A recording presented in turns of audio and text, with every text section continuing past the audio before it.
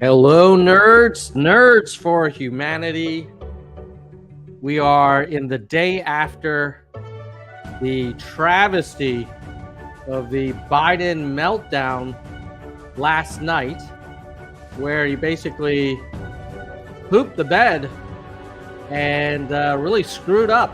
Has caused a lot of Democrats to ask for a swap of the top, a change of President Biden from the top of the ticket to maybe a Gretchen Whitmer.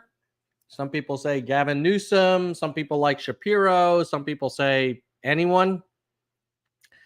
Some OG Dean Phillips, Dean team are asking for redemption and acknowledgement that maybe Dean Phillips was not exactly that crazy when he was saying in January that Biden would be struggling by now versus Trump. Turns out that Dean Phillips was right. Well, I wasn't sure this was going to get any takers, but I, on a whim, because a bunch of people kept asking me, like, oh, you know, you're really concerned about Biden's performance. Did you see RFK Jr.? And I was watching the presidential debate between Biden and Trump, so I didn't last night. But I said, hey, listen, if 100 people like this tweet, then I'll do a reaction to RFK Jr. debate options, debate answers this weekend. And here we are, because I was quite surprised. I posted that thing at 10 a.m., 10:26. And 5 hours ago, which would be 12:08. So basically a little less than 2 hours later, we had hit 100 likes, and now we're at 246. So hopefully some of you folks who like that tweet are actually going to watch this live stream. We got 28 concurrents now, so there's definitely a quorum. So here's what I'm going to do. I'm not going to watch like a whole 90 minutes of RFK Jr., but I will watch a number of his clips from the RFK Jr. website. And then, hey, if we can maintain, let's call it,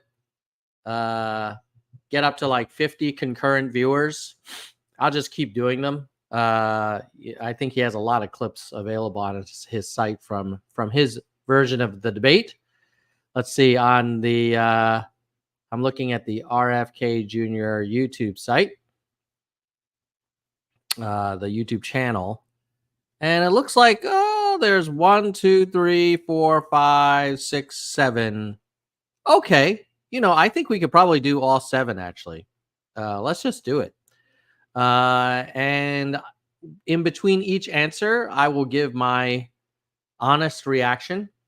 I will state up front that I probably don't agree with RFK Jr. on the vaccine stuff. I think that they're generally good and people should take them if their doctor recommends it.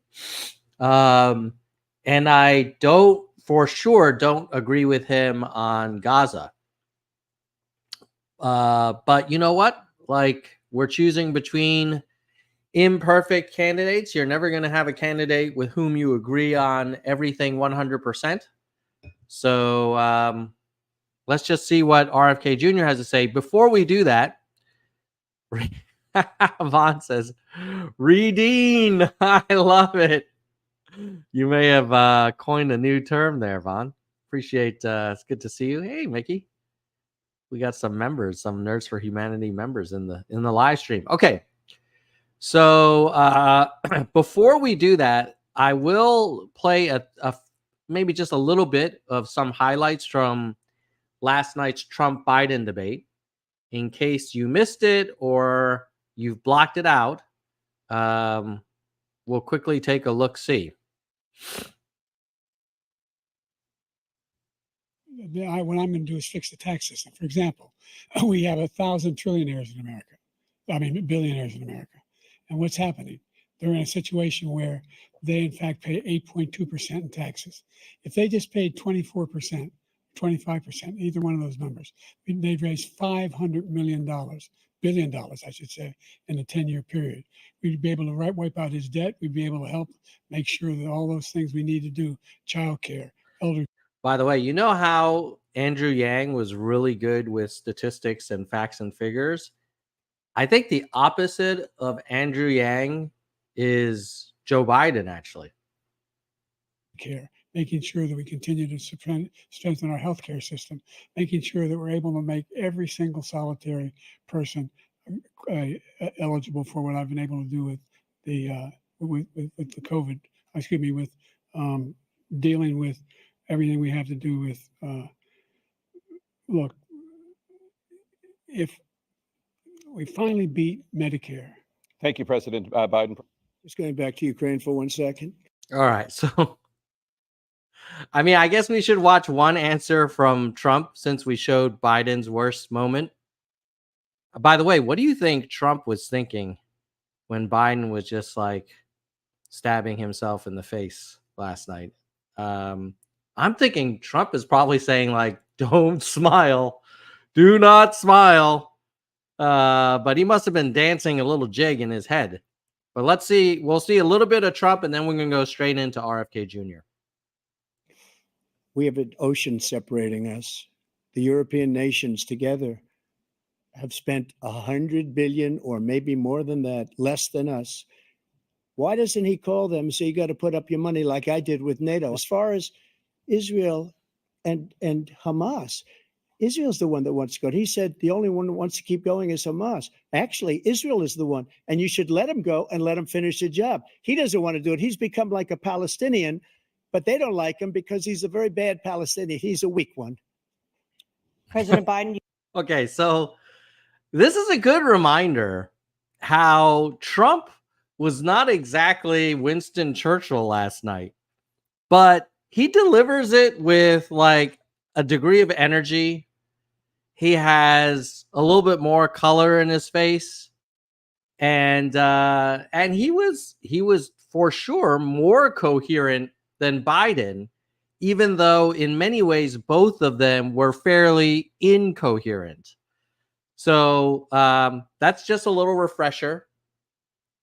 By the way, one of those fish freaking bit me earlier today. I'm quite unhappy with that fish, but I know it wasn't personal. Okay, back to RFK Jr. All right, here we go. Let's watch one of their. Let's see. We have. Let me know in the chat what we should do first. Do we do childcare, climate? What is this? Something about the fact that something government related. Trump or Biden, Hamas, border. Ooh, Roe v. Wade. Wow. Anyone in the comments in the live chat wants to, someone says Ukraine. Let me see. Was there a Ukraine one in here? I don't think Ukraine is one of the official clips unless I'm missing it. Maybe it's this one. What is this one? I don't know why they single out black. Oh, this is the minorities and white people. Well, since we have that open, we'll watch that one. Oh, someone is saying, hey, why don't you just watch the replay from therealdebate.com? Well, these are clips. I have it in here. So let's just go with it. But if this sucks, we can go to therealdebate.com. Who is the moderator, by the way? He looks familiar. People, but it's certainly true that some minorities in America do not do as well as us white people. And should government do something about that? And I agree with the assessment that inflation is disproportionately hurting black people because. Oh, John Stossel. Wasn't he? Did he do like 60 Minutes or a news show? Like his voice sounds so familiar from like maybe the 1990s. Anyway, let's see what RFK has to say. They're wage earners. They've got disproportionately fixed income. The border is disproportionately hurting Black and Hispanic workers. I hear that every single day. I spent 10 years working with Thanks, Cesar Rick. Chavez during the last part of his life. He had two issues. One was pesticides, the disproportionate impact of pesticides on it.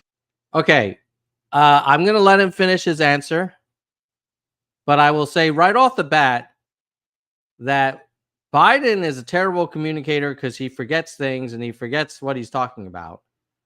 Trump is a terrible communicator because he doesn't really have structured arguments. He has more like a series of slogans and catchphrases, and he often lies or exaggerates. But then RFK is not a great communicator, and I hate to, criticize people for things that they can't control. Like, I'm very short. Like, it sucks that I'm not taller. But RFK Jr., like his vocal cords, what the medical condition that he has, it makes it really hard to understand what he's saying. But let's keep going. Hispanics, the other issue was the border, because he understood all of these illegal immigrants coming across the border were hurting the capacity of his workers, American workers, to get good jobs and wages. The issue that they didn't talk about, two issues. One is education. We spend $50 billion a year on the Department of Education, and Black kids in this country, it's a crime what is happening to their schools. When I was a kid, we had the best educated kids by every measure of any country in the world. We're now 22. We're throwing billions of dollars, and in inner city schools, most of these kids cannot read or do math at grade level. It is a crime. We need to give them choice. We need to give them charter schools. Neither of them have done anything about it. The last issue, which both of them have aggravated, is the mass incarceration crisis. 1 out of every 4 Black men has had some contact with the correctional service. And 60% of the Blacks in American jails are there for nonviolent drug offenses. Why? Because President Biden passed the Drug Act in 1986 that he wrote that gave 100 times the penalty for crack cocaine as powder cocaine. It was designed to put Blacks in jail. Then he passed in 1994 omnibus crime bill with the super predatory provisions, the mandatory sentencing, the 3 strikes you're out. Those 2 bills doubled the amounts of Blacks in American prison. The amounts of Blacks in American prison were steady from the Civil War till then. Back to CNN. All right. So, wow, why does it freeze in the white? Let's freeze here. Okay. That's not a good shot of him. There we go.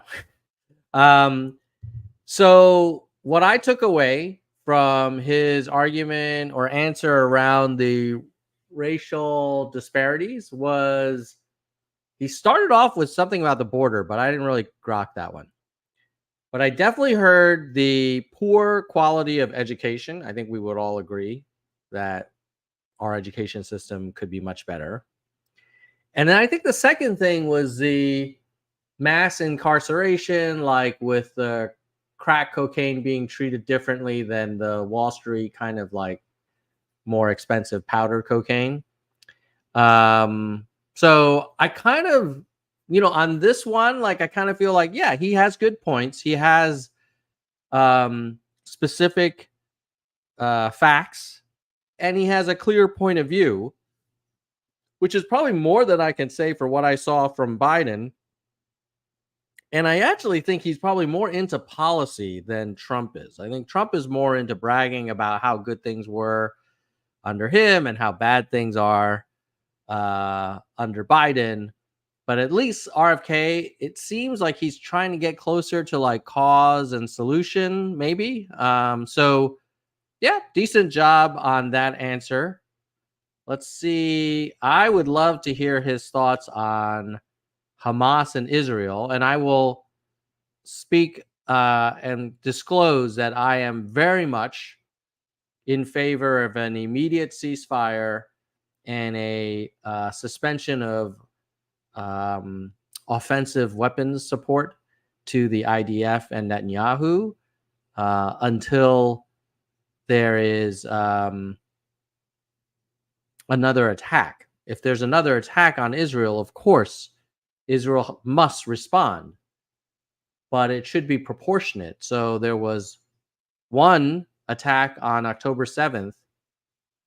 That was like 8 months ago, guys. 8 months ago. So 1 day of an attack, does that justify 220 days plus of a response? With 2,000-pound bombs and flattening an entire area. And I know the arguments that, well, Hamas is hiding among the highly populated areas. Well, then I don't think that justifies flattening those highly populated areas. And this notion that they won't stop, or Netanyahu at least won't stop until there's complete victory and total destruction of Hamas. It's like, well, the more people that are killed, the more likely you're probably going to be recruiting the next generation of Hamas. Unless they're actively invading Israel, I think it's time to kind of pump the brakes a little bit. But that's my opinion. I wish of the three candidates, there was someone who was more pro ceasefire and pro two-state solution. I think the closest would probably be Jill Stein. By the way, I would have loved to have seen a Biden, Trump, RFK Jr., Stein, Oliver debate. You know, we don't have to have 20 people on the debate stage, but 5 would not have been too much. And then it would have been interesting to see like some different opinions. So let's see what RFK Jr. says about Gaza. Again, Mr. Kennedy, you may have forgotten the original question, which was, as president, what leverage would you use to get Hamas and Israel to end? It's so interesting to hear Stossel's voice again, by the way. I feel like I should be watching some 2020 special on, pharmaceutical advertising. The war. Well, I would have used more diplomacy from the beginning. I think we have to recognize a couple of things. One is we're a nation of compassion. All of us are heartbroken. Oh, by the way, that's a great idea, Dylan. If Trump and Biden, which is probably true, are not going to agree to have any third-party candidates on the stage, it would have been a major, magnanimous, and exciting move if RFK Jr. hosted his own, co-hosted a debate with Stein and Oliver. And sure, maybe we throw in West in there as well. That would have been, I bet there would have been more people watching that than the disaster we saw last night, or as many, maybe nearly as many. And then people have been like, hey, we have alternatives here. Okay, let's get to Gaza. And by seeing the bloodshed that's happening in Gaza, all of us are affected and horrified by the injuries to the civilians in Gaza and the damage to the innocents in Gaza. We also have to understand that Israel is in an existential battle now, and that Hamas, which is a genocidal organization, which is pledged to Israel's annihilation, it's pledged to the extermination of Jews. And it does not want a two-state solution. It wants a one-state solution, which is Israel gone. And it actually has in its charter a provision that says that it is against Islamic law to even negotiate with Israel. Oh, Israel's in a 5-front war with Hamas, which is a proxy of Iran, with the Shia militias in Iraq and Syria, with Hezbollah, these are all proxies of Iran, in Lebanon, and with the Houthis in Yemen. And it's being attacked on 2 fronts right now. It is at full war with Hezbollah. And we have to let Israel disarm Hamas. We have to support them. Israel's our oldest ally. It is the only democracy in the Mideast. If you can imagine what a world would be like without Israel, for the first time in 80 years, people are entertaining that possibility that in 5 or 10 years, Israel may not exist because they're no longer dealing with weakened forces that they were in the 2000s and 1967 and 1956, et cetera. Hezbollah is the most proficient guerrilla army in the world, and probably in history. Iran is now a superpower in the Mideast and has the capacity to maintain a war. So we need, and to wipe out Israel. We need to support Israel, but we need to use diplomacy, and the people in the White House are not capable of doing that. We need to bring in President Xi. We need to bring in President Putin. We even need to be negotiating with Iran. And the neocons in the White House see this as us as a bipolar world where the United States is dominating the world and won't negotiate with anybody. And that is the problem that caused this. Back to CNN. All right. So what I heard from RFK Jr. was, hey, Israel is number one, Hamas is pure evil, wants to see Israel removed from the map, and that Israel's under attack from multiple directions, longstanding ally of the U.S. All true. I still don't think that justifies 8 months of continuous bombing of an area the size of Washington, D.C., with thousands of 2,000-pound bombs. Like, when would RFK Jr. feel like Israel had done enough to Gaza? Like, how much more dust do you want to pound that small area into? And with regards to, hey, they're backed by Iran, or, you know, all these other forces that are anti-Israel are backed by Iran. Yeah, I agree with that. They probably are, or let's just stipulate that they are. I don't know if that justifies unlimited, unconstrained, non-surgical, continuous bombing of the Palestinians. I think for sure, if there's an active hot war where people are invading Israel or launching missiles and bombs into Israel, Israel has every right to respond. And I might even go for a 10-to-1 ratio. One missile comes into Israel, 10 goes to wherever it was sent from. But I'm not sure I'm okay with a,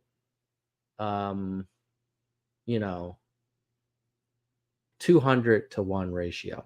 That just seems more Goliath versus David kind of thing. So gonna have to disagree with RFK on Gaza, but let's see what else he talked about. Oh, climate. Now, this is an interesting one because my understanding is that he used to be an environmental lawyer. So I would imagine he does believe that the climate is changing and that humans have contributed to that, and we should probably do something about it.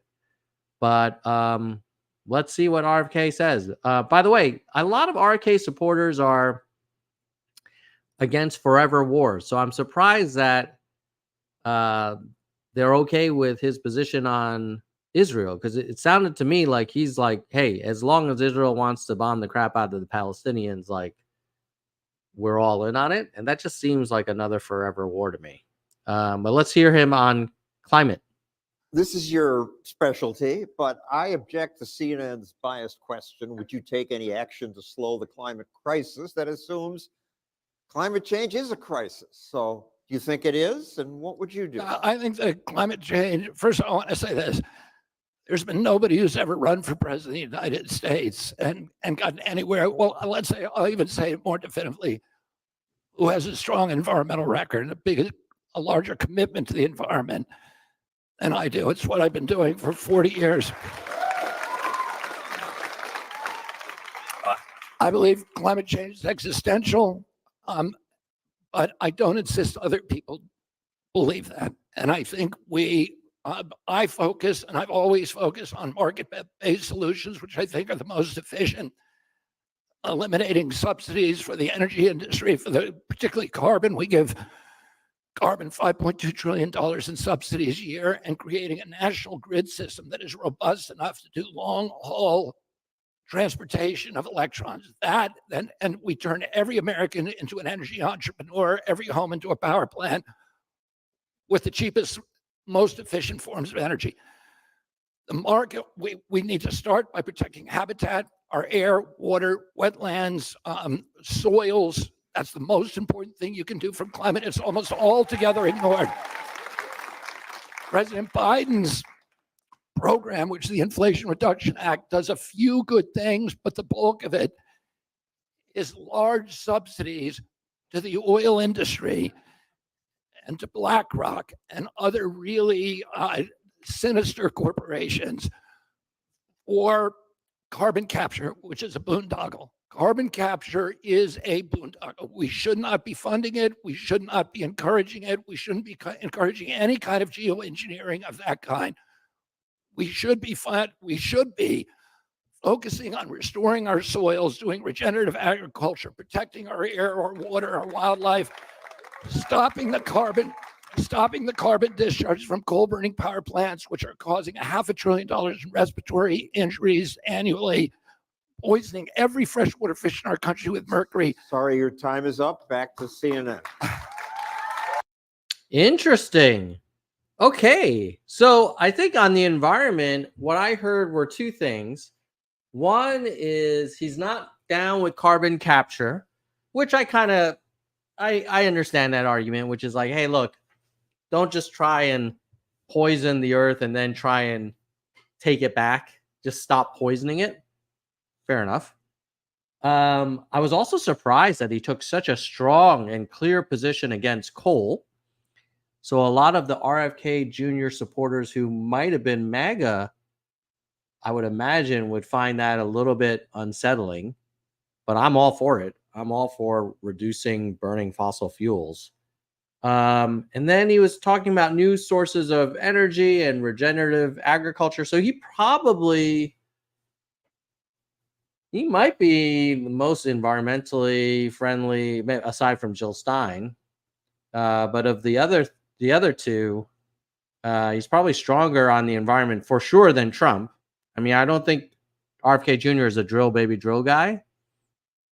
So, I'm biased, but I'm very pro environment. So I'm glad that he takes a progressive view. I would argue that's a progressive take on the environment. So that's good. Let's see. Child care crisis. Interesting. Let's hear about this one. CNN has somehow found a child care crisis in America. Somehow Americans raised children for years. Now, I'm not sure if you guys agree, but it feels like Stossel is a little snarky about CNN. Maybe he's just bringing his personality, but I don't know. Let's just stick to the facts. now there's a crisis because it costs too much. Is that something government did or can fix? Well, the reason there's a crisis is because the economy with the middle class is gone. So in order to pay for a home, you need 2 jobs or 3 jobs. So oftentimes I'm running into people who have 4 jobs between the couples. The couple used to be, when you and I were growing up, mom stayed at home or a parent stayed at home and took care of the kids. That doesn't happen anymore. Now, both parents, in order to hold on to that home, need to be working. So we do have a child care crisis in this country. And it's because of the destruction that both these men contributed to of the American middle class. And neither of them is offering any way to restore the middle class. Child care for Black Americans, John, is 37% of income, a single child. Oh, and nobody can afford that. And what I'm going to do, I'm going to wind down, I'm going to balance our budget, which is what President Trump promised to do, but I'm actually going to do it because why? Because it's existential. If we don't have the courage to do that, no matter what the cuts are, we have to do that or we are going to cease to exist as an influential nation. And but we cannot cut our way out of this debt. We have to build new industry. We have to build GDP. And one of the most efficient ways of building GDP is through childcare, through guaranteed childcare. There's a 22%, 22 times return on investment. As I said, every $1 million we spend on military weapons creates 2 jobs. Every $1 million we spend on childcare creates 22 jobs. And we need to grow our way out of this budget death spiral. And one of the ways we're going to do that is by providing childcare, by taking away $500 billion from the military. Back to the CNN debate. Oh, wow. Interesting. You know, RFK on the environment and on childcare, I could see why he initially tried to run as a Democrat, because he kind of sounds a little bit more like, I would not be shocked if he were in a Democratic primary making these arguments. So he's pro childcare, sounded like free childcare or subsidized childcare. On the other hand, he sounds a little bit like a Republican, not a MAGA Republican, but like a Romney Republican when it comes to the importance of having a balanced budget and eliminating the annual deficit. What an intriguing dude this is. He doesn't really fit in any box, which is probably why a lot of people like him. So I'm with him on childcare. I'm with him on the environment. I don't know if he talked about nuclear. I hope he's pro-nuclear, but we could ask ChatGPT. Let's just ask. Is RFK Jr. pro-nuclear? Let's see. He has expressed varying views on nuclear over time. Historically, has been associated with environmental advocacy, which generally leads towards skepticism. However, positions can evolve. Yeah, no, ChatGPT let me down. Didn't give me a clear answer. Maybe you guys in the chat know. Is RFK Jr. pro-nuclear or not? But so far, I'm with him on the environment. I'm with him on childcare. I'm not with him on Gaza. Let's see what else we can go to with good old RFK Jr. Border. This will be interesting. Okay, let's see what does RFK Jr. Mr. Kennedy, what would you do about the border? Well, I would say that on this one, President Trump is more right than President Biden. I think almost everything that President Biden said, I know to be not to be true, including his claim that he was endorsed by the Border Patrol. And the border, there's been at least 7 million people who've come across the border, and they've come across principally, and this is without the gotaways, which are another 2 million. So those are the people who don't go through the gaps in the wall. President Biden, when he became president, ordered a stop on the construction of the wall. That's the problem. There are 27 gaps in the wall, and I stood in Yuma, Arizona between 2 a.m. and 4 a.m. in the morning, and I watched 300 people come across, and I interviewed half of them. The first 110 came from West Africa. They're young men of military age. The second 110 were from Asia, from Azerbaijan, from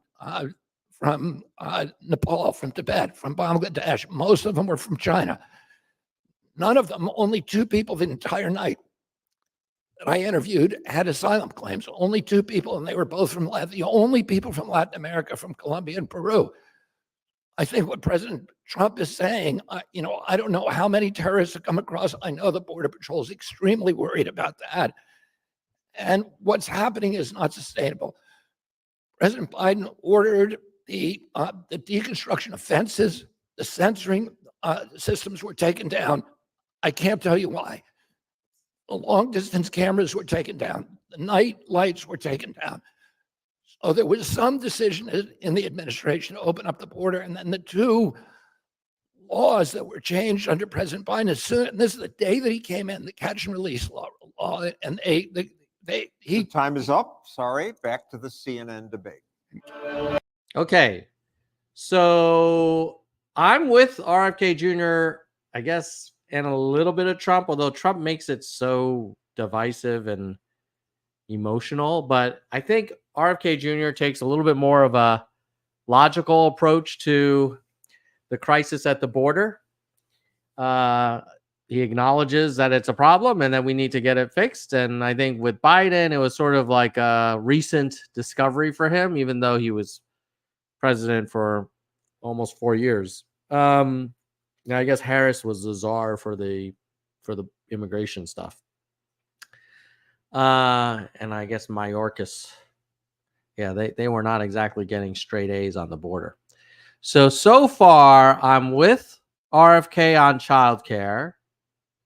I am with him on the climate, although I wish he were pro-nuclear. What was this one?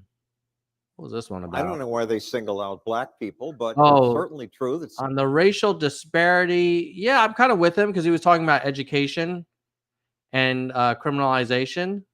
Okay, so that's 3.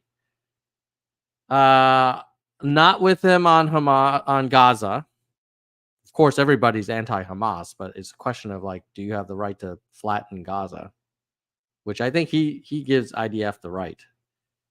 And then I'm with him on the border. So I'm kind of, wow, I guess I'm more with RFK than not on some of these issues.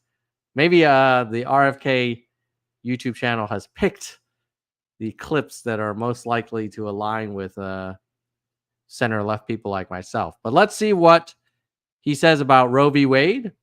I'm a libertarian kind of at heart on social issues, so I'm hoping he's okay with your people position on Roe v. Wade. getting whatever freaking medical care they want. It's really none of my business. I've spent probably more energy protecting medical freedom than any other leader in this country. And bodily autonomy. So I think that abortion should be the choice of a woman, and that I worry about state involvement until the baby reaches viability. And I think the states have an increasing viability outside the womb. And I think the states have an increasing interest in protecting that child. My policy on abortion is called more choice, fewer abortions. And that's because 52% of the abortions in this country, the woman says that economic considerations played the key role in her decision. Every abortion is a tragedy.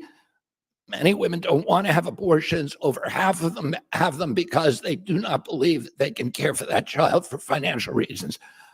I don't think that should happen in this country. I have a child care program. As I talked to you before, every dollar that we spend on weapons provides about 2 jobs. Every $1 million that we spend on weapons provides 2 jobs, creates 2 jobs. Every $1 million that we spend on child care creates 22 jobs. It's good for our economy. It's good for choice. It's good for limiting abortions. And that's what I'll do as president.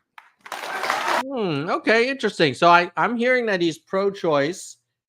And he's saying, hey, there'll be less abortions if there's free childcare, and that childcare is a net positive for the economy versus building more military industrial things. Okay.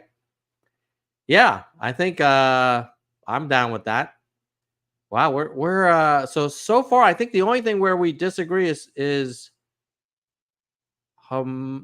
Gaza. Oh, we probably disagree on Ukraine, but that's not one of the clips on the official RFK Jr. channel. But maybe I'll try and find a clip of him talking about Ukraine. But let's see the next one, which is...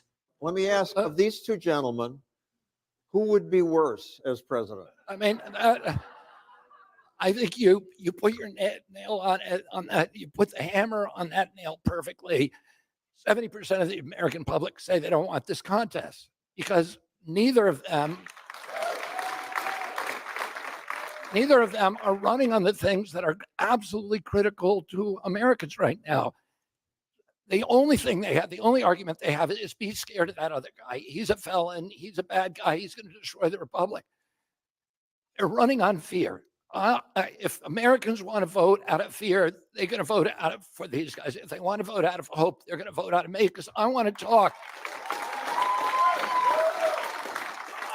I want to talk about the fact that 71% of the people in this country are making less than the cost of basic human needs. I want to talk about the fact that under their administrations, the top 1% of Americans now own more than the 60% that represent the American middle class. Our country has utterly changed because of them. I run into elderly people who are cutting their prescription pills in two to make it through the week. Mothers who are downgrading their purchases at the grocery store to make it out of the checkout line. A couple in New Hampshire who told me they're in their bedroom or in their living room with a crying baby, arguing with each other about whether that baby is $50 sick or $100 sick or $500 sick before they bring it to a hospital. These are kids who come up to me every day and say that one day a week, they have to choose between buying gasoline and buying lunch. These are choices you're not supposed to have to make in this country. And it's them, these two, who are not telling the American people how they're going to get our kids into homes. And that's what I want to talk about. All right. So that was it. I don't know. Basically, I think he was saying, hey, neither of them are looking at the root causes of the biggest, challenges facing families. We'll just call that one neutral. And let's see. I think Rick sent me a link on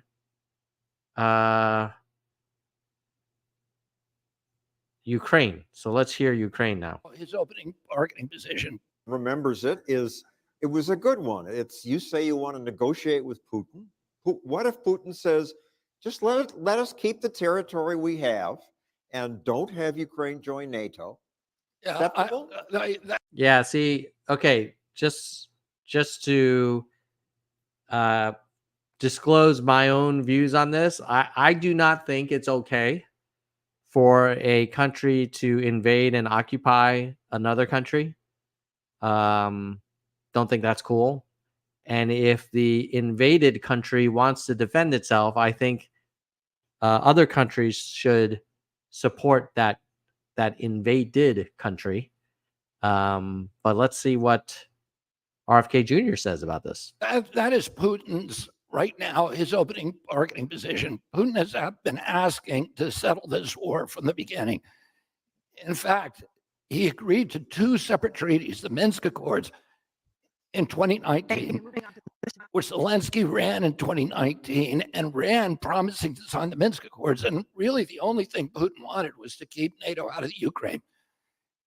He then, in 2022, right after he first invaded with only 40,000 troops, when President Biden said there is absolute baloney, President Putin did not go into Ukraine intending to conquer Europe. He only sent 40,000 troops. It's a nation of 44 million people. He didn't even want to take Ukraine. He wanted us back at the negotiating table. Zelensky asked the United States to help him negotiate a treaty with Putin. And Biden administration said no. Zelensky then went and asked Israel, and Naftali Bennett, the former prime minister, said yes, and Erdogan in Turkey said yes, and they negotiated a beautiful treaty in Istanbul in April of 2022. They signed the treaty. The one thing that Putin wanted was that we didn't put NATO in Ukraine. He didn't want to conquer Europe. And they signed it. Putin was withdrawing his troops, leaving Donbass and Lugansk. And what happened? President Joe Biden sent Boris Johnson over to Kiev and forced Zelensky to tear up that agreement because they had another agenda, which is to weaken Russia. President Trump was part of it. President Trump gave the first $1.3 billion to Ukraine in 2017 of the first offensive weapons. He then sent Mike Pompeo over there in 2019 to say that we're going to put NATO there. So, and then he walked away from the intermediate range nuclear treaty with Russia unilaterally. We had a nuclear weapons treaty that we wouldn't put intermediate missiles in Ukraine or the other former Soviet satellite states. And President Trump walked away from it. So the two of them are equally culpable in the provocations that led to this war. And I'm not excusing Putin. Putin didn't need to go into Ukraine, and he should be held responsible too. We need to look at our responsibility, and it falls both on the backs of President Trump and President Biden. Okay, so what I heard was that both Trump and Biden, well, first that Putin and Ukraine had agreements through the Minsk Accords to kind of pull back and respect the borders. And then, according to RFK Jr., Trump approved and provided additional offensive military weapons to Ukraine with, he sent Pompeo over there. And then Trump also withdrew from the intermediate missile agreement with Russia unilaterally. And then I guess Biden, I think he's saying, also contributed to the Russian kind of paranoia by maybe talking about NATO and probably providing additional aid to Ukraine. So a couple things. I also heard RFK say very clearly that Putin should not have invaded Ukraine, despite all of this. So RFK Jr. has kind of a refreshing and nuanced position, which is both Trump and Biden contribute to this, and so did Putin.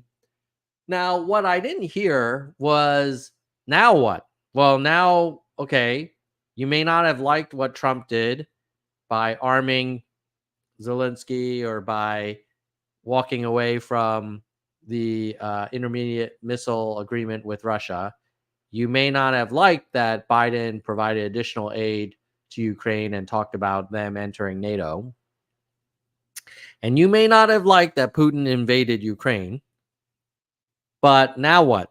Because Putin is in Ukraine, is occupying significant amount of territory, is continuing to bomb the crap out of them. What do you do now?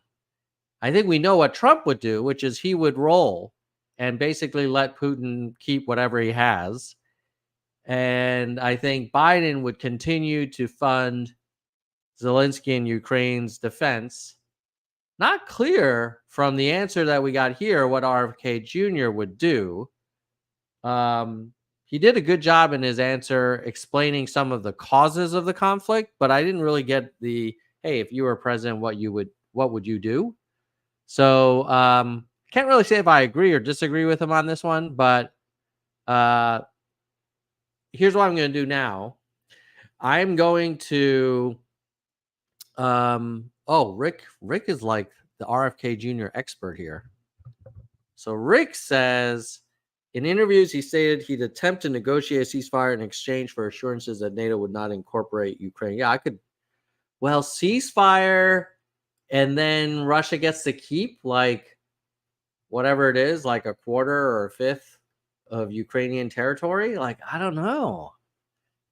If it seems like Russia should like go back to Russia, and then we as a US should agree, if Russia does that, Ukraine will not be allowed to enter NATO. Maybe that seems reasonable. I don't know if Putin would go for it. Okay, here's what I'm going to do. I'm going to do a quick shout out to our channel members because they are keeping this channel going. It's a small channel, but there are those who support it. You too could as well. You too can support Nerds for Humanity by clicking the join link, and starts at $1.99 a month. Cancel anytime. All right. So I'm going to give a shout out to my channel members, and then I'm going to reflect on all those clips we saw of RFK and provide a conclusion as a non-RFK supporter coming into this. how do I feel about his different positions, especially relative to Trump and Joe Biden.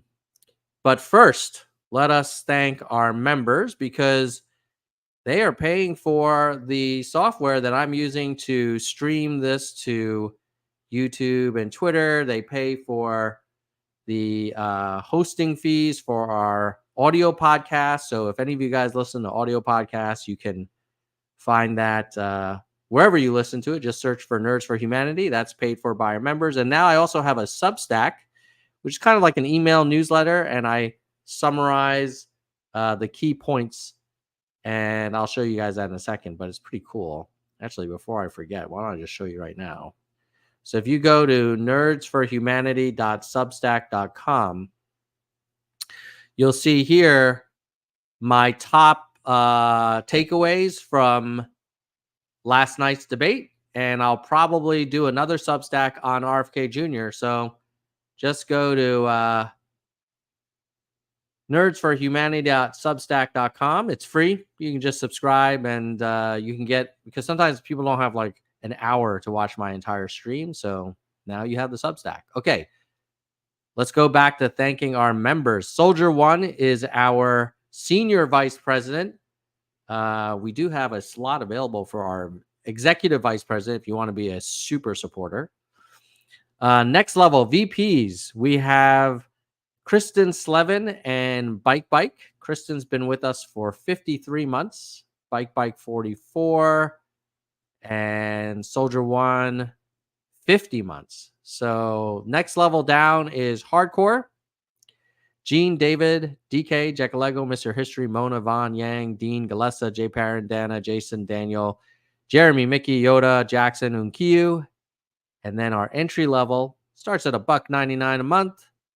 I'm just going to scroll through these names. They're awesome. Thank you all for continuing to support the Nerds for Humanity channel, making this content possible. Okay, let's summarize. What do we think of this RFK Jr.? I know there's a lot of people that like him. My God, you guys, you're like gang. Very intense support. Okay. Liked him on the environment. Liked him on childcare. Liked him on balancing the budget. Liked him on securing the border. Not sure how I feel about his Ukraine position, but I respect it. It's a little bit more nuanced. Don't agree with him on Gaza at all. I think his support for Israel is noble, but I think if you really love Israel, you have to figure out a way for Israel to maintain the high ground, the moral high ground. And I feel like they're losing it with what Netanyahu and the Likud party is doing in Gaza right now. So we disagree on Gaza. But in general, I kind of agree with RFK Jr. on more things than I disagree with him on. And I guess I would say, yeah, he's interesting. It would have been good to see him on the debate stage with Trump and Biden. And, you know, his sort of communication style and his voice, I found it was easier to understand him after, like, I think your ear kind of calibrates to his voice after a little while. So I didn't find it as difficult to listen to him. But yeah, RFK Jr.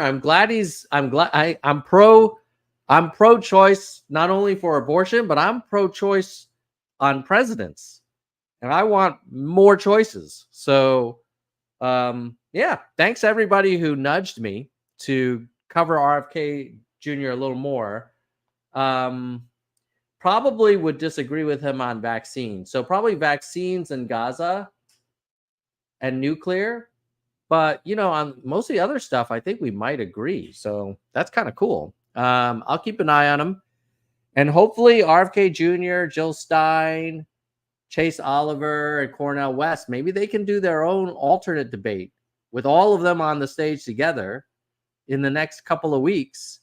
because we're not going to have another duopoly debate until September. I think Trump, Biden, and the news outlets are kind of colluded and negotiated without going through the Council on Presidential Debates. And so they're doing their own thing. And somehow they thought that we only needed to see 2 debates because clearly yesterday's was so awesome. Any rate, Scoop and Kevin are saying to watch the Dr. Phil interview. I'll tell you what, if this YouTube live stream and on replay gets 100 likes, I will do a reaction to this Dr. Phil interview that you all speak of. I've not seen it. I didn't know Dr. Phil still had a show. That guy's got some longevity. So kudos to him. But hopefully this was useful to you all. And if you can't become a channel member, best thing you can do is just like it. And if you are an RFK supporter and you want to see me react and promote this Dr. Phil interview, just get to 100 likes on this YouTube video and we'll do it within a week. All right. See you guys later. Bye, nerds.